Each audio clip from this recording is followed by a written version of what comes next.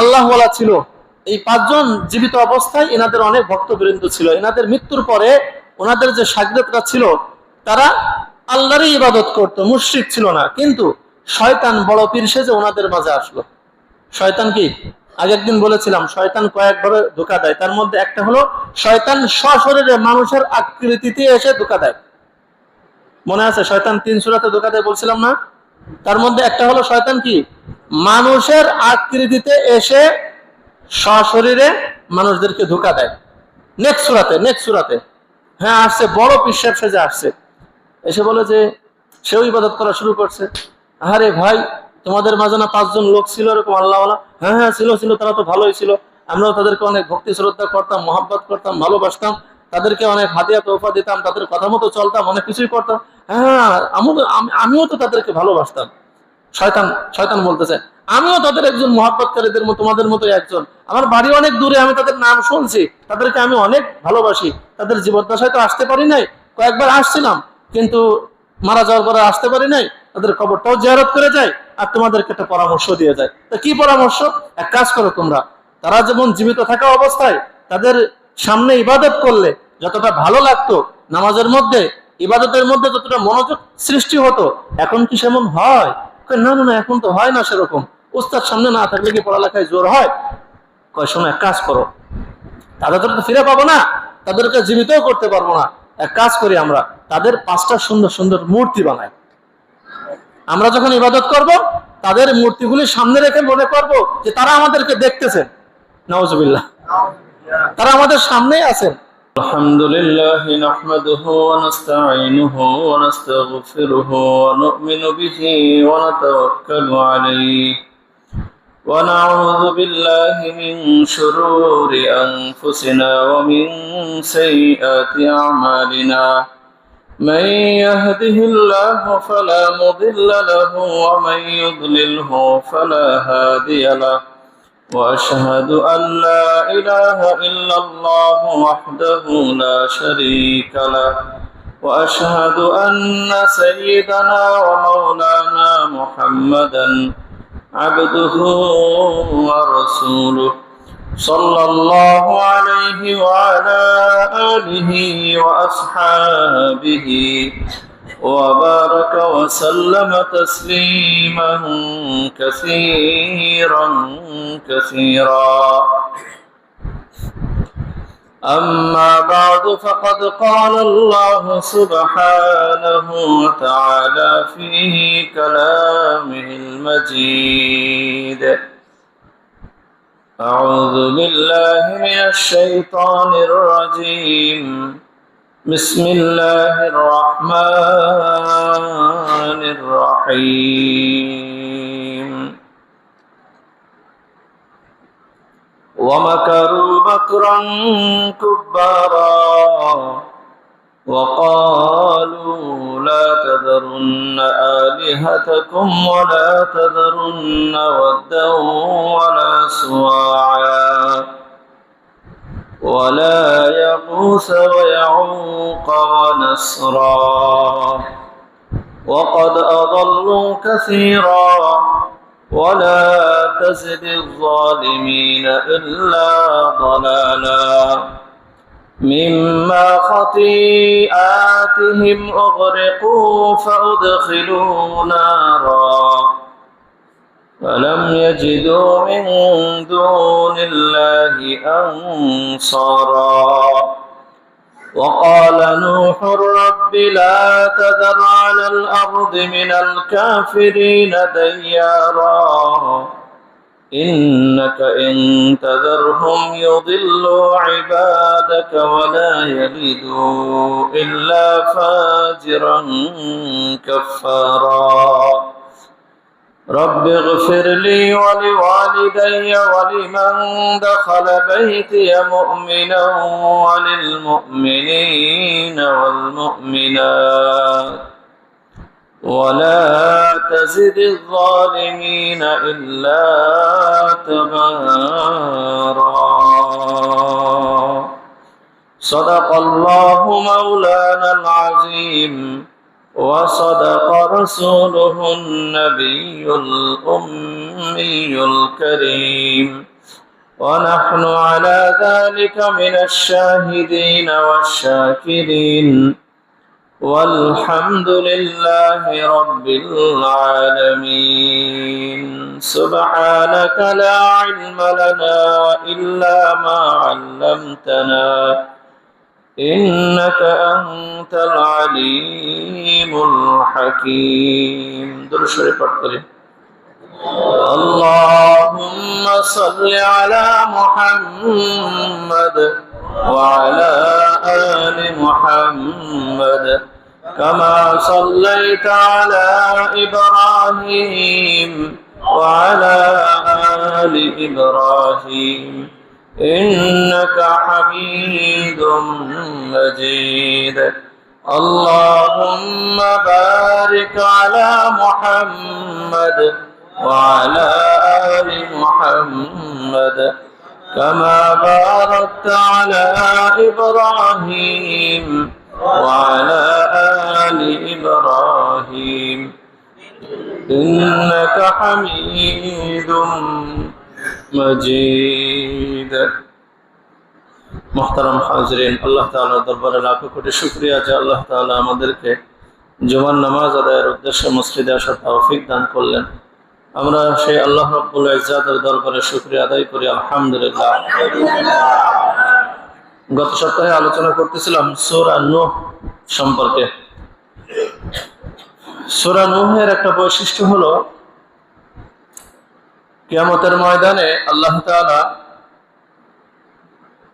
নূহ জাতিকে, নূহ আলাইহিস সালাতু ওয়াস সালাম এবং তার সম্প্রদায়কে আল্লাহর দরবারে সর্বপ্রথম উপস্থিত করবেন।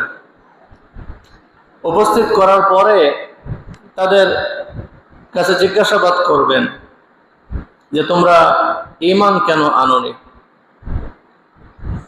তো তখন নূহ আলাইহিস সালাতু ওয়াস সালামের সম্প্রদায় আল্লাহর কাছে অভিযোগ করবে। অভিযোগ করে বলে তারা বলবে, আল্লাহ আমাদের কাছে তো কেউ ঈমানের দাওয়াত নিয়ে আসেনি, আমাদেরকে তো কেউ তাওহীদের কথা শোনায়নি, আমাদেরকে তো কেউ আপনার সম্পর্কে বলেনি, তো আমরা ঈমান কিভাবে আনব।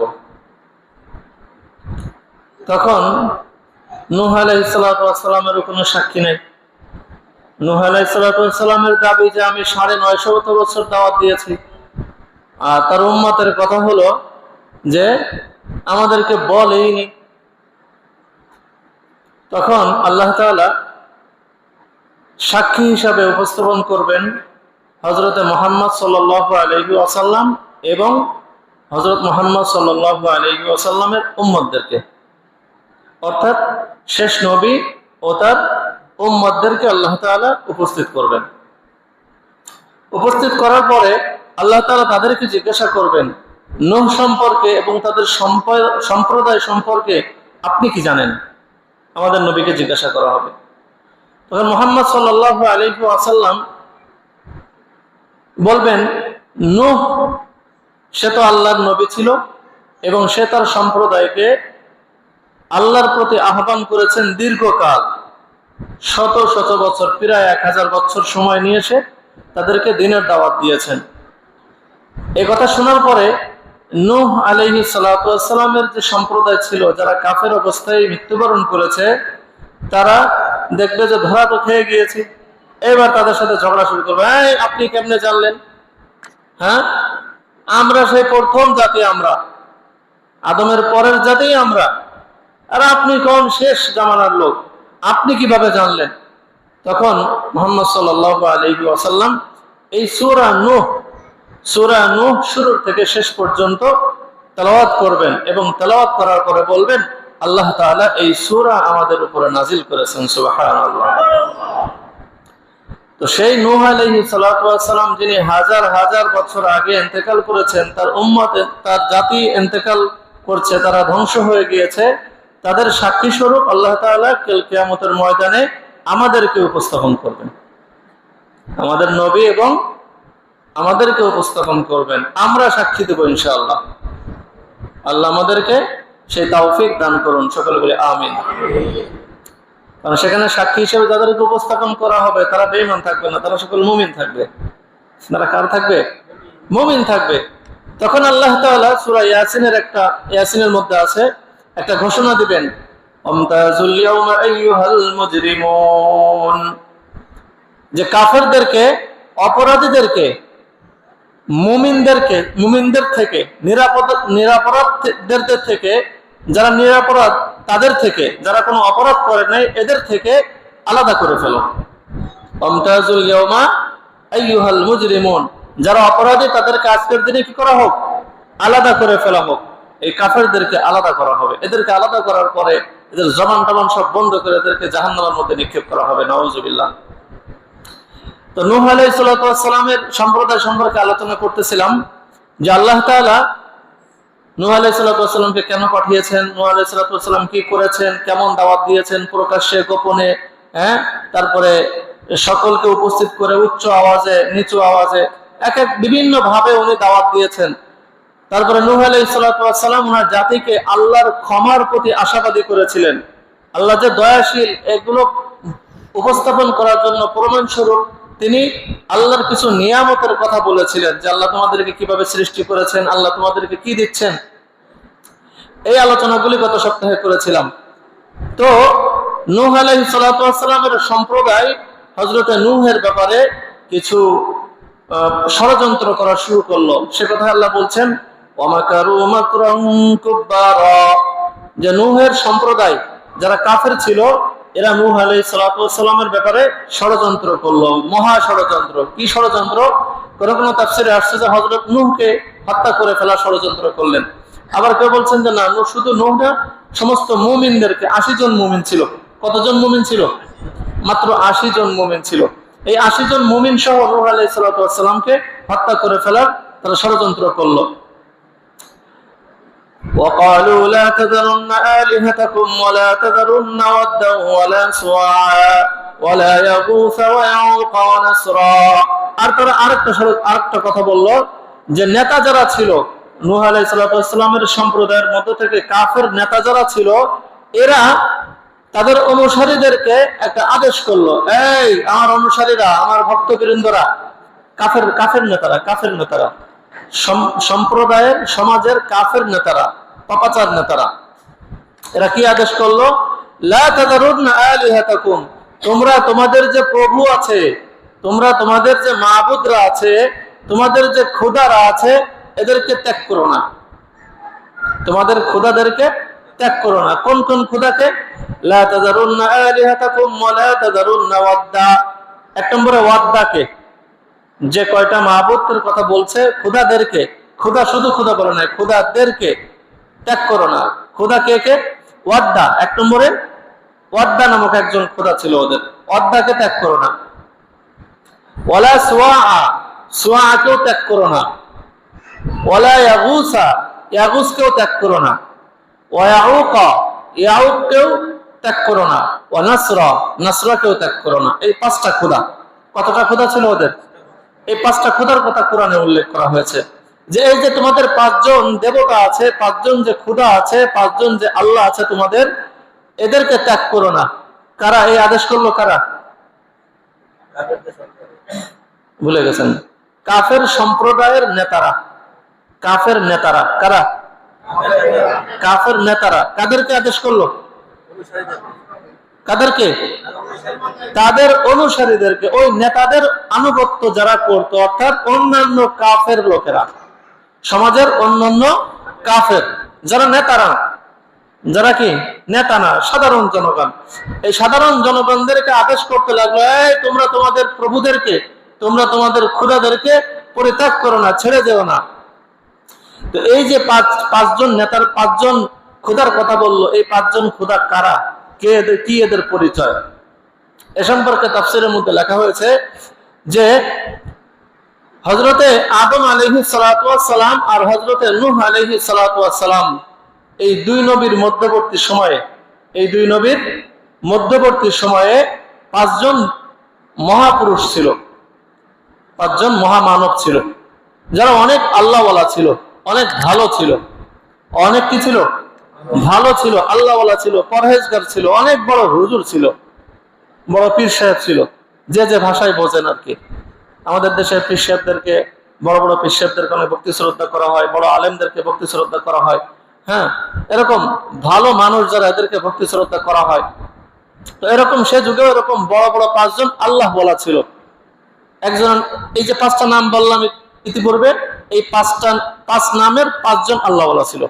এই 5 নামের কি ছিল? 5 জন আল্লাহ বলা ছিল। তো মানুষ এই আল্লাহ ওয়ালাদের ভক্ত ছিল। আপনারা যেমন বিভিন্ন পীরের হাতে বায়াত হয়েছেন, এক একজন এক এক হুজুরকে পছন্দ করেন, এক একজন এক এক আলেমকে পছন্দ করেন, তার অনুসরণ করেন, তার কথাগুলি শুনে নিজের জীবনে আমলে পরিণত করার চেষ্টা করেন। এরকম 5 জন বড় আলেম ছিল, তাদের ভক্তরা ছিল। তো এই 5 জন সকলের কাছেই প্রিয় ছিল। এই 5 জন আল্লাহওয়ালা কি ছিলেন? সকলের কাছেই খুব প্রিয় ছিলেন। তো ইনাদের ইন্তেকাল হয়ে যায়, মানুষ তো, ইনারা মারা যায়। তো ইনারা মারা যাওয়ার পরে ওনাদের ভক্তবৃন্দ যারা ছিল, তারা আল্লাহরই ইবাদত করত। তারা কেউ মুশরিক ছিল না। তারা কি ছিল না? মুশরিক ছিল না, তারা পথভ্রষ্ট ছিল না, তারা আল্লাহরই ইবাদত করত। কিন্তু তাদের ভিতরে আলেম ছিল না। কি ছিল না? আলেম ছিল না। দেখেন, অন্যান্য নবীরা দুনিয়ার থেকে চলে গিয়েছেন। অন্যান্য নবীদের যে কিতাব ছিল, 1 নম্বরে এই কিতাবের হাফেজ ছিল শুধুমাত্র ওই নবী। কথাটা আবার বলুন তো, অন্যান্য নবীদেরকে যে কিতাব দেওয়া হয়েছে 103খানা কিতাব, আমাদের নবীকে দেওয়া হয়েছে শেষ কিতাব কুরআন। মোট আসমানি কিতাব কতটা? 104টা। এর মধ্যে 4টা হলো বড়, যেগুলিকে কিতাব বলা হয়, আর 100টা হলো ছোট, যেগুলিকে সহিফা বলা হয়, তাই না? ছোটগুলিকে কি বলা হয়? সবাই বলেন, কি বলা হয়? সবাই বলেন, আওয়াজ করে বলেন। সহিফা। কি বলা হয়? ছোটগুলিকে সহিফা বলা হয়, আর বড়গুলিকে কি বলা হয়? কিতাব বলা হয়। এই কিতাব হলো 4টা। নাম মুখস্থ থাকলে বলেন তো, সবাই বলেন। তাওরাত, সবাই বলেন। তাওরাত, জাবুর, ইনজিল, কুরআন। তাওরাত, জাবুর, ইনজিল, কুরআন। এই 4টা হলো বড় কিতাব। এই 4টা কি? বড় কিতাব। আর বাকি যে 100টা ছিল, এই 100টা যে 100 জন নবীকে দেওয়া হয়েছে এমন না। এই 4টা, যে প্রথম যে 4টা কিতাব, এই 4টা কিতাব 4 নবীকে দেওয়া হয়েছে। আর বাকি যে 100টা, 100 নবীকে দেওয়া হয়েছে, বিষয়টা এমন না। 100 নবীকে দেওয়া হয় নাই। কোন নবী একজনকে 40টা দিয়ে দিয়েছে। একজনকে কতটা দিয়ে ফেলাইছে? কাউকে 10টা, কাউকে 20টা, এরকম বিভিন্ন সংখ্যায়, কাউকে 2টা, এরকম বিভিন্ন সংখ্যায় কি বিভিন্ন নবীদেরকে ভাগ করে দেওয়া হয়েছে। তো ওই কিতাবের হাফেজ শুধুমাত্র সেই নবী ছিল। এই জন্য অন্যান্য নবীদের উপরে যে নামাজ ছিল, শুধুমাত্র নামাজের মধ্যে তেলাওয়াত করা ওই নবীর উপরেই দায়িত্ব ছিল। তার উম্মতের কারো এই দায়িত্ব ছিল না যে নামাজের মধ্যে তেলাওয়াত করবে। সকলের দায়িত্ব ছিল নামাজের মধ্যে তাসবিহ পড়বে, সুবহানাল্লাহ, আলহামদুলিল্লাহ ইত্যাদি ইত্যাদি বিভিন্ন তাসবিহ। অন্যান্য নবীদের নামাজের মধ্যে কি ছিল? তাসবিহ, তেলাওয়াত ছিল না। আর আমাদের ওই অন্যান্য নবীদের উম্মতের নামাজে তাসবিহ থাকার কারণ হলো তাদের মধ্যে কোনো আলেম ছিল না, হাফেজ ছিল না। আলেম ছিল ওই নবী, হাফেজ ছিল কি ওই নবী। যার কারণে দেখা গেছে নবীর পরবর্তী যারা আসছে এরা পথভ্রষ্ট হয়ে গেছে। নবী চলে গেছেন, তো নবীর পরবর্তীরা কি হয়ে গেছে? পথভ্রষ্ট হয়ে গেছে। নবী চলে গেছেন, কিতাব চলে গেছে। কিতাব আছে, বিকৃত হয়ে গেছে। আপনি এখনই যদি যে বাইবেল নামে যেটা আমরা চিনি, খ্রিস্টানদের যে বাইবেল, হ্যাঁ, এই বাইবেল আপনি এক এক কপি সংগ্রহ করেন এক এক লাইব্রেরি থেকে, দেখবেন যে এক একটা একরকম, মেলে না, মেলে না। এক একজন লেখছে, বাড়াইছে কমাইছে, বাড়াইছে কমাইছে, যখন ভালো লাগছে বাড়াইছে, যখন ভালো লাগে না কমাইছে। কথা বুঝে আসে নাই? শীতকাল আসছে, অজু করতে হবে না, বুঝে আসে নাই? অজু করা কষ্ট, তো গোসল করতে হবে না। কথার কথা উদাহরণস্বরূপ বলতেছি।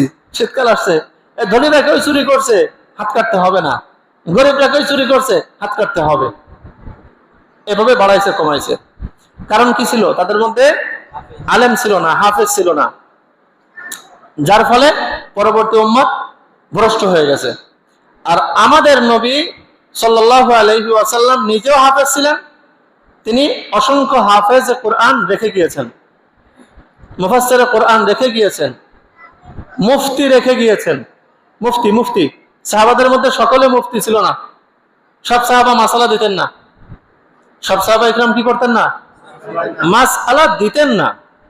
কথাটা বড় সাংঘাতিক কথা না? আরে কথাটা সাংঘাতিক কথা না?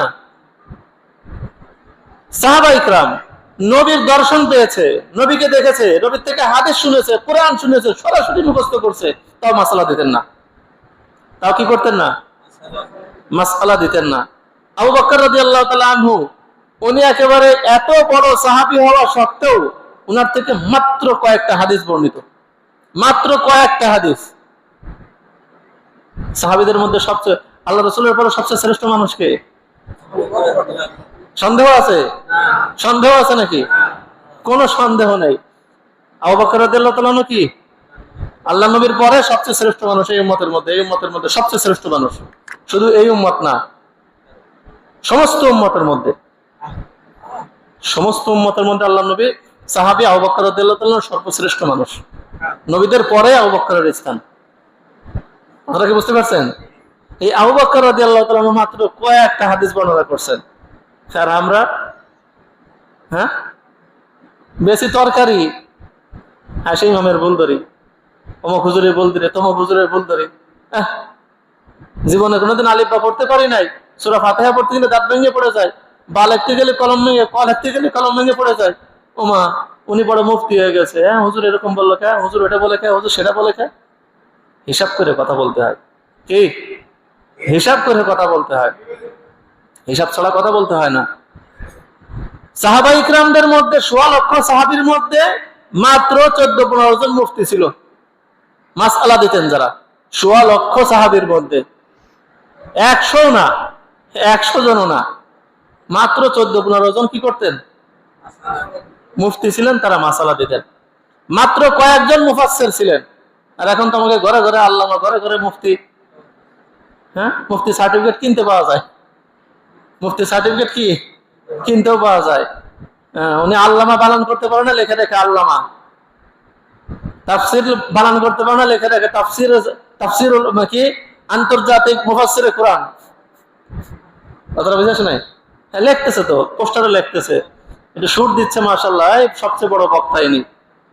একটু যুক্তি দিয়ে একটা কথা বলতেছে, একটু হাসাচ্ছে, কাঁদাচ্ছে, উনি সবচেয়ে বড় বক্তা হয়ে গেছে। না না না, আমরা মাহফিলের পরিবেশটা, আলোচনার স্টেজটা, আলোচনার চেয়ারটা, আলোচনার মজলিসটা আমরা এখন মানে কৌতুক, হাস্য মঞ্চ হিসেবে আমরা বানিয়ে ফেলছি এটা। আগেকার দিনে দেখেন, এখন যারা আপনারা যারা বয়স্ক আছেন, আপনাদের যৌবনে যারা মাহফিল শুনতে গেছেন, আপনাদের যৌবনকালে যারা মাহফিল শুনতে গিয়েছেন, আলোচনায় দেখতেন কাদেরকে? সব দাড়ি কাঁচা কাঁচা আমাদের মতো ছেলে পেলে, আমাদের মতো ছেলে পেলে দেখতেন? একজনও পাওয়া যাইতো না আলোচনায়। কি আমাদের মতো দাড়ি কাঁচা একজনও ছেলে পেলে পাওয়া যাইতো না। সব দাড়ি পাকা মুরব্বী, ওই এক একজন এক এক মাদ্রাসার শাইখুল হাদিস, এক একজন বড় পীর, এনারা এসে মাহফিলে আলোচনা করতেন। ওনাদের ভিতরে ছিল তাকওয়া, আল্লাহর ভয়, অভিজ্ঞতা সম্পন্ন ব্যক্তি। ওনারা আলোচনা করতেন, ওই আলোচনায় মানুষ কাঁদতো, মানুষের হিদায়াত হইতো, মানুষ কিছু দিলের খোরাক পাইতো। আর এখন মাহফিলে দেয় কিরা ভাইরাল বক্তাকে, ভাইরাল বক্তা ডাকো কি? বাস্তবতা বলতেছি, হিসাব মিলাই দেখেন। এখন প্রশ্ন যে হুজুর এত মাহফিল হয়, হিদায়াত তো হয় না। আরে হিদায়াত হবে কেমনে? আপনি তো মূল নীতি ঠিক রাখেন নাই। আপনি কি মাহফিলের উদ্দেশ্যই তো আপনি ঠিক রাখেন নাই। আপনি চাইছেন খুব জাঁকজমক একটা মাহফিল হবে, আলোড়ন সৃষ্টি হয়ে যাবে, মানুষ জানবে, বুঝবে, অমুক গ্রামে একটা মাহফিল হচ্ছে, এত কোটি টাকা খরচ করছে, এত লক্ষ টাকা খরচ করছে, অমুক বক্তারে আনছে, তমুক বক্তারে আনছে। আপনি তো চাইছেন এগুলি, ওগুলি তো হয়েছে, জাহান্নামের খোরাক বানাইছেন। আর কি? হাদিসের মধ্যে আসছে ওই বক্তাও জাহান্নামে যাবে, ওই শ্রোতাও জাহান্নামে যাবে। কথাটা বুঝে আসে নাই? আপনি যে মাহফিলটা দিলেন, আপনার মাহফিলের তো উদ্দেশ্যই ঠিক নেই। হিদায়াত কেমনে হবে? ওখানে তো মারামারি হবে, কাটাকাটি হবে, এ বাধা দিবে, সে বাধা দিবে, এ হবে, তা হবে, শুধু গুমরাহি ছড়াবে ওখান থেকে। কথাটা শুনতে ভালো না লাগলেও এটাই সত্য কথা। এটাই কি সত্য কথা, ভালো লাগুক বা না লাগুক।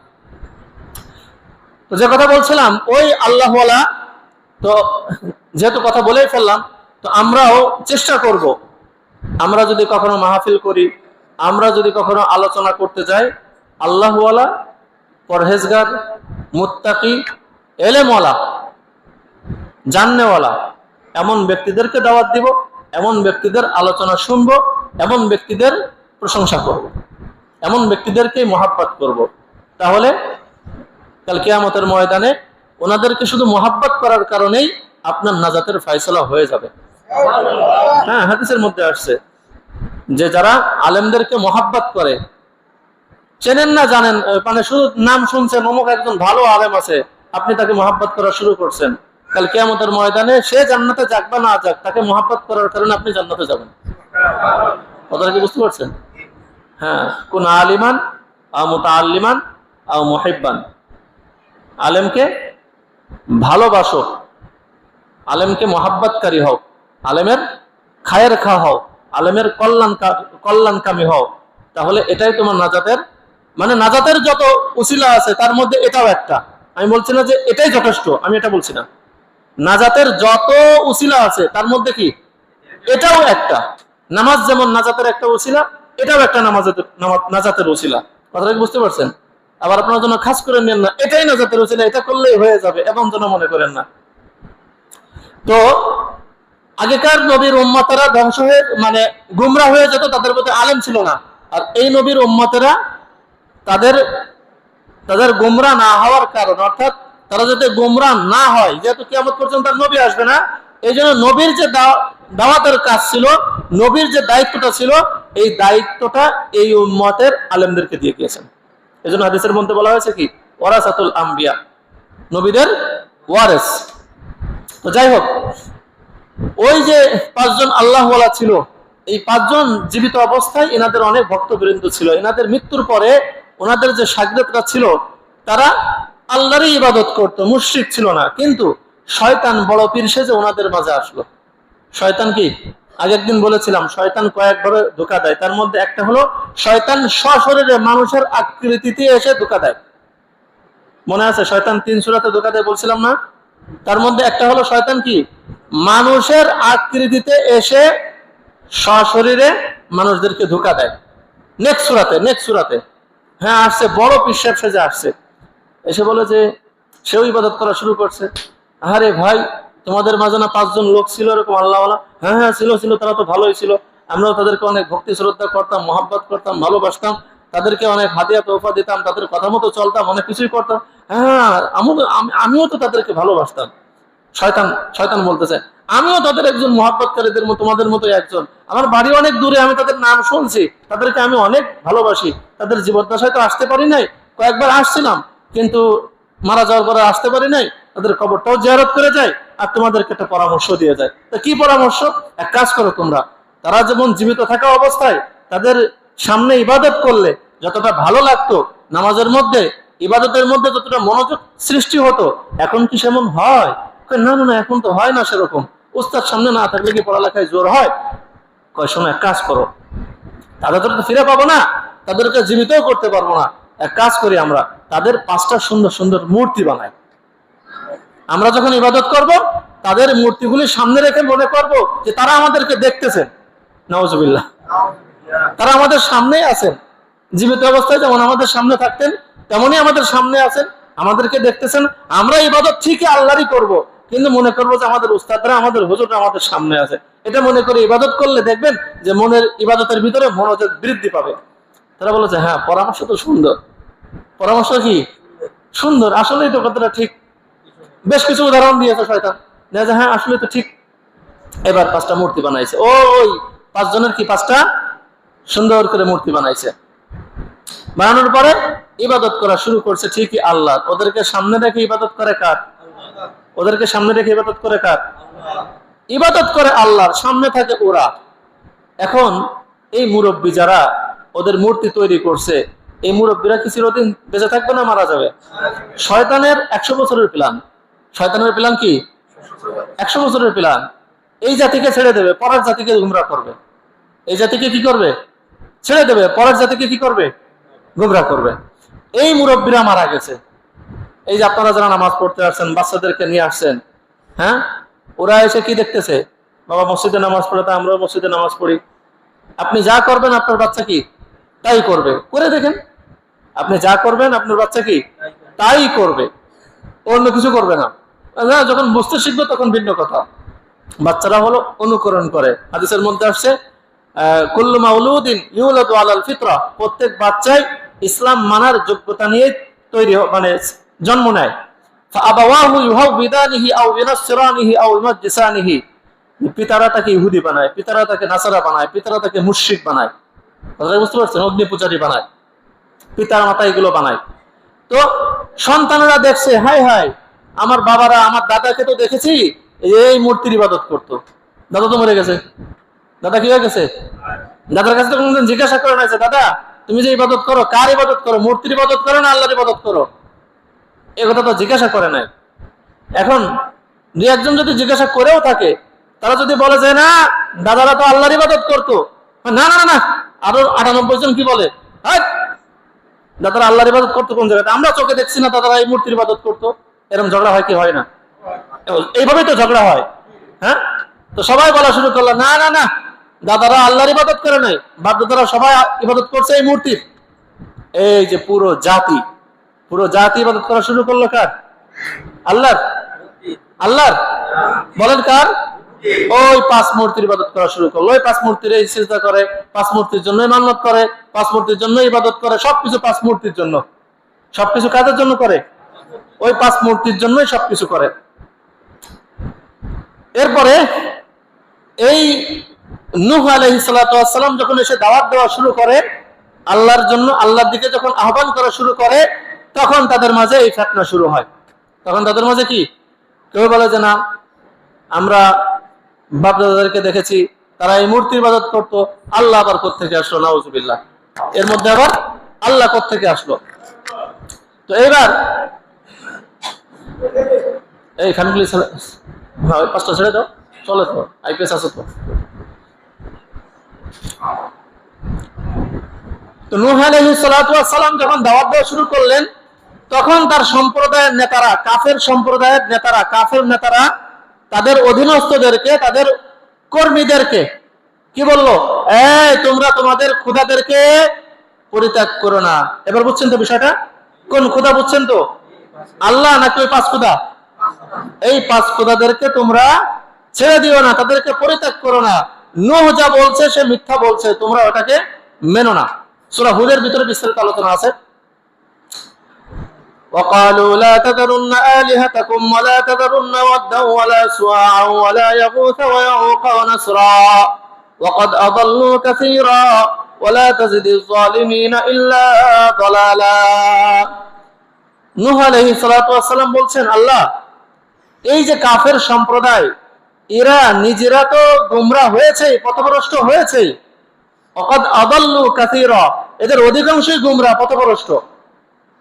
ওয়ালা তাজিদিজ জালিমিনা ইল্লা দালালা, আর দিন বা দিন পর্যায়ক্রমে এদের গোমরাহি বৃদ্ধি পাচ্ছে। এদের গোমরাহি কি হচ্ছে? বৃদ্ধি পাচ্ছে, কমছে না। মিম্মা খাতিআতিহিম উগরিকু ফাউদখিলু নারা, আল্লাহ তাআলা বলছেন যে এই কাফের সম্প্রদায়ের নিজেদের গুনাহের কারণে, নিজেদের ত্রুটির কারণে, নিজেদের অপরাধের কারণে আল্লাহ তাআলা তাদেরকে নিমজ্জিত করলেন, তাদেরকে ডুবাইয়া দিলেন। ফাউদখিলু নারা, আর তাদেরকে আল্লাহ তাআলা জাহান্নামের মধ্যে, আগুনের মধ্যে প্রবেশ করলেন। মিম্মা খাতিআতিহিম উগরিকু ফাউদখিলু নারা ফালাম তাজিদু মিন দুনিল্লাহি আনসারা, আর এরা আল্লাহ ব্যতীত অন্য কাউকেও সাহায্যকারী হিসাবে পাবে না। ওদিন কিয়ামতের ময়দানে, মৃত্যুর পরে কোন মানুষকে আল্লাহ ব্যতীত অন্য কাউকেও সাহায্যকারী হিসাবে কি পাওয়া যাবে না। হ্যাঁ, তবে আল্লাহ যাদের কথা বলেছেন, নবীগণ যাদের জন্য সুপারিশ করবেন, কোরআনে সুপারিশ করবেন, তারপরে সুপারিশ করবেন, কিন্তু কেউ সাহায্য করতে পারবে না। ওই সুপারিশটাই সাহায্য, এর বেশি কিছু করতে পারবে না। وقال نوح رب لا تذر على الأرض من الكافرين ديارا مما خطيئاتهم أغرقوا, এই যে এখানে আল্লাহ তাআলা বললেন তাদেরকে নিমজ্জিত করা হলো, তাদেরকে ডুবিয়ে দেওয়া হলো। এই ডুবিয়ে দেওয়ার ঘটনাটা ইনশাআল্লাহ আগামী সপ্তাহে বলবো। আজকে সূরার অর্থটা শেষ করি। وقال نوح رب لا تذر على الأرض من الكافرين ديارا। নূহ আলাইহিস সালাতু ওয়াস সালাম আল্লাহর কাছে বদদুয়া করলেন ওই সম্প্রদায় সম্পর্কে, আল্লাহ এই জমিনের মধ্যে কাফেরদের সবাইকে আপনি ধ্বংস করে দেন। লা তাযার আলাল আরদি, এই জমিনের উপরে যারাই আছে কাউকে ছেড়ে দিয়েন না। মিনাল কাফিরিনা দাইয়ারা, যত ঘর বাড়ি যা আছে সমস্ত ঘরবাসীকে আপনি ধ্বংস করে দেন।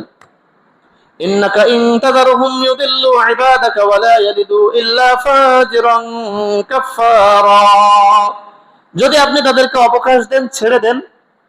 নূহ আলাইহিস সালাম আল্লাহকে বলছেন, আল্লাহ আপনি যদি তাদেরকে ছেড়ে দেন, ইন্নাকা ইন তাযারহুম, যদি তাদেরকে আপনি ছেড়ে দেন, ইউদিল্লু ইবাদাকা, এই যে আমার 80 জন উম্মত আছে যারা মুমিন হয়েছে, 80 জন মতো 80 জন যারা ঈমান এনেছে, এদেরকে শেষ করে ফেলবে। এদেরকে কি করে ফেলবে? আপনার এই নেককার বান্দাদেরকে এরা গুমরাহ করে ফেলবে। ইউদিল্লু ইবাদাক ওয়া লা ইয়ালিদু ইল্লা ফাজিরান কাফারা, আর এই যে বাকি 80 জন ব্যতীত যারা কাফের যারা আছে, এরা কাফের ছাড়া কোনো সন্তান জন্ম দিবে না। যে সন্তানটাই জন্ম দিবে ওটাই কাফের হবে। যে সন্তানটাই জন্ম দিবে ওটাই কি হবে? টাটকা কাফের হবে। তো উনি জানলেন কিভাবে? একজন নবীর জন্য তো বদদুয়া মানায় না। নবীর জন্য কি বদদুয়া মানায়? নবীর জন্য বদদুয়া বানায় না। তো নবী কেন বদদুয়া করলেন? আল্লাহ তাআলা সূরা হুদের ভিতরে আয়াত নাযিল করেছেন। হযরত নূহ আলাইহিস সালাম জানতে পেরেছিলেন ওহীর মাধ্যমে যে এরা কেউ ঈমান আর আনবে না। তাই আল্লাহ তাআলা ওহী কি নাযিল করলেন?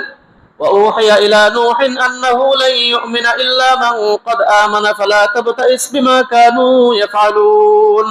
ও নূহ আলাইহিস সালামের কাছে আল্লাহ ওহী নাযিল করলেন, ও নূহ আন্নাহু লা ইউমিনা ইল্লা মান ক্বাদ আমান, এই যে কয়জন তোমার প্রতি ঈমান আনছে, এই তোমার উম্মতের মধ্যে যে কয়জন ঈমান আনছে 80 জন মতো, এই কয়জন ব্যতীত লা ইউমিনা, একজনও ঈমান আনবে না। লা ইউমিনা, কখনো ঈমান আনবে না। এদের মধ্যে যারা আছে এদের কেউ কি আর কখনোই ঈমান আনবে না। লা ইউমিনা, শুধু কয় নাই যে লা ইউমিনু, এই কথা বলে নাই। লা ইউমিনা, ঈমান আনবেই না। ইল্লা মান ক্বাদ আমান, তবে যে কয়জন ঈমান এনেছে এরাই থাকবে। ফালা তাবতাইস বিমা কানু ইয়াফআলুন, আপনি দুঃখ করেন না। এই যারা ঈমান আনছে না, আপনি এত দাওয়াত দিচ্ছেন, 950 বছর সকালে বিকালে রাতে খাওয়া নাই ঘুম নাই, আপনি সবসময় এদেরকে দাওয়াত দিচ্ছেন, এদেরকে আহ্বান করছেন, এরা আপনার কথা শুনছে না, এরা আর ঈমান আনবেও না, আপনি আর দুঃখ করেন না। আল্লাহ জানাই দিলেন। আল্লাহ কি এই ওহীর মাধ্যমে নূহ আলাইহিস সালামকে জানাই দিলেন যে এরা আর ঈমান আনবে না। খালি খালি এদের কর্মকাণ্ডে আপনি আর দুঃখিত হয়েন না, আপনি দুঃখ করেন না, আপনি শান্ত হন। আপনি কি করেন? অসনাইল ফুলকা, অচিরে আমি আযাব আনতেছি, আপনি একটা নৌকা বানানো শুরু করেন। এটা আগামী সপ্তাহে বলবো ইনশাআল্লাহ। তো এই যে নূহ আলাইহিস সালাম যখন জানতে পারলেন আর কেউ ঈমান আনবে না, এই নূহ আলাইহিস সালাম বদদুয়া করলেন যে আল্লাহ আমার এই জাতিকে আপনি ধ্বংস করে দেন, কাউকে আর জীবিত রেখেন না, সব ধ্বংস করে দেন। রব্বি গফিরলি ওয়া লিওয়ালিদাইয়া ওয়া লিমান দাখালা বাইতিয়া মুমিনান ওয়া লিল মুমিনিনা ওয়াল মুমিনাত ওয়া লা তাজিদিজ যালিমিনা ইল্লা তাবারা।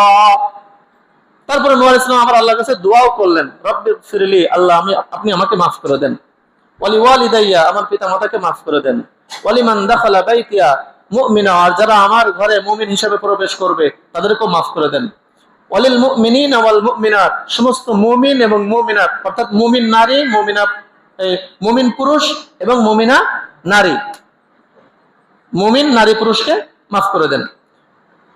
ওয়ালা তাজিদিজ যালিমিনা ইল্লা তাবারা, আর কাফেররা জালেমরা তারা নিজেদের জন্য গুমরাহ ধ্বংসকেই বৃদ্ধি করছে। কাফেররা কি করে? জালেমরা কি করে? এই যারা সমাজের মধ্যে জুলুম করে, এই শোনেন জুলুম, আমরা অনেক সময় মনে করি যে আমাকে টাকা পয়সা নিয়ে নেওয়া জুলুম, একজনের থাপ্পড় মারা জুলুম, একজনকে হত্যা করা জুলুম। হ্যাঁ, এগুলি তো বড় বড় জুলুম। এগুলি কি? আজকে ছোট্ট একটা জুলুম শোনাই। এই যে সবাই জুতা রেখে মসজিদে ঢুকছে না, প্রত্যেকেই তো যার যার জুতা এক জায়গায় রাখছে না। আমরা যারা পরে আসছি, আমরা কি করছি?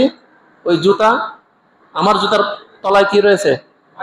মাটি রয়েছে না, ধুলাবালি রয়েছে না, ওই ধুলাবালি দিয়ে আরেকজনের পরিষ্কার পরিচ্ছন্ন জুতার উপরে আমি পাড়াইছি। পাড়ানোর ফলে তার জুতাটা কি হয়েছে? নোংরা হয়েছে না? এটাও জুলুম। এটাও কি? এটাও কি? একজন তার জুতাটা এক জায়গায় রাখছে, নিরাপদে রাখছে, আপনি যে করছেন কি, তাকে না জানায় তার জুতাটা সরাই আরেক জায়গায় রাখছেন। হ্যাঁ, রেখে আপনারটা ওই জায়গায় রাখছেন। আপনার রাখেন বা না রাখেন, আপনি তারটা সরাই ফেলাইছেন। সে বের হয়েছে না, বের হয়ে তার জুতা কি পাইছে? পেরেশানি হয়েছে, পাইলেও খোঁজাখুঁজির পরে পাইছে। এটাও জুলুম। এটাও কি? এর জন্য আপনার কাল কিয়ামতের ময়দানে আপনাকে জবাবদিহিতা করতে হবে। কথাটা কি বুঝতে পারছেন? শুধু যে একজনের অর্থ আত্মসাৎ করে নেওয়া, একজনকে মারা, একজনের উপরে আঘাত করা, এগুলোই জুলুম তা না। এই যে একটু আগে যেগুলি বললাম এগুলোও জুলুম। এগুলিও কি? এগুলিও কি?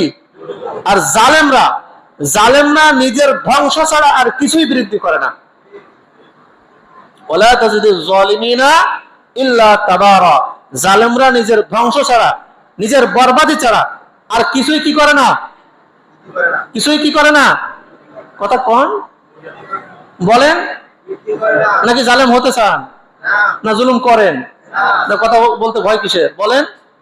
জালেমরা কি করে না? নিজের ধ্বংস ছাড়া আর কিছুই কি করে না? আর কিছুই বৃদ্ধি করে না। জালেমরা যা করে নিজের ধ্বংসটাকেই বৃদ্ধি করে, নিজের ধ্বংসকেই ত্বরান্বিত করে। মনে রাখবেন, আল্লাহ তাআলা ছাড় দেন, এই সুযোগ দেন, ছেড়ে দেন না। নূহ আলাইহিস সালামকে আযাবের সংবাদ দিয়েছিলেন, যেদিন আযাব দিয়েছেন তার 400 বছর আগে। কত বছর আগে? নূহ আলাইহিস সালাম যেদিন আল্লাহ তাআলা বলেন যে নূহ গাছ লাগাও, গাছ লাগাও। আল্লাহ গাছ কেন লাগাবো? প্রয়োজন আছে, গাছ লাগাও। গাছ লাগানোর 400 বছর পরে আল্লাহ বলছে গাছ কাটো, নৌকা বানাও। কি? গাছ লাগানোর কত বছর পরে? 400 বছর পরে এবার আল্লাহ বলছে গাছ কাটো, নৌকা বানাও। সময় হয়ে গেছে। কথাটা কি বুঝতে পারছেন? আল্লাহ কি দেন? সুযোগ দেন, অবকাশ দেন, একেবারে ছেড়ে দেন না। এই জন্য জুলুম করার আগে ভেবে নিবেন, যে এই কোরআনের আয়াতগুলি ভেবে নিবেন যে জালেমরা কি করে না? নিজের ধ্বংস ছাড়া, নিজের বরবাদি ছাড়া আর কিছুই বৃদ্ধি করে না। ও যা করে নিজের ধ্বংসের জন্যই করে। ঠিক আছে? আজকে গায়ে শক্তি আছে মনে করতেছি আমারে কি বলবে। আরে তোমার যে শক্তি দিয়েছে, ওই তোমার শক্তি নিয়ন্ত্রণ করার জন্য একজন আছে। কথাটা কি বুঝে আসছে? তোমার যে জবান দিয়েছে, এই জবান দিয়ে তুমি সারাদিন গায়ে বেড়াচ্ছ। চোখ দিয়েছে, এই চোখ দিয়ে তুমি সারাদিন মানুষের দোষ ত্রুটি খুঁজে বেড়াচ্ছ। কান দিয়েছে, এই কান দিয়ে সারাদিন তুমি মানুষের দোষ ত্রুটি শুনতেছো। হাত দিয়েছে, হাত দিয়ে তুমি মানুষের সারাদিন ক্ষতি করতেছো। ব্রেন দিয়েছে, ব্রেন দিয়ে তুমি সারাদিন মানুষের চক্রান্ত করতেছো মানুষের বিরুদ্ধে। তোমার মন দিয়েছে, মন দিয়ে তুমি খারাপ জিনিস চাচ্ছ সারাদিন। মনে রেখো, এগুলি নিয়ন্ত্রণ করার মতো, যে এগুলি শক্তি দিয়েছে, এগুলি নিয়ন্ত্রণ করার মতো ক্ষমতা কি আরেকজনের হাতে আছে? সে একটু সুযোগ দিয়েছে, ছেড়ে দেয় নাই। কথাটা কি বুঝতে পারছেন? আল্লাহ তাআলা আমাদেরকে বোঝার তৌফিক দান করুন।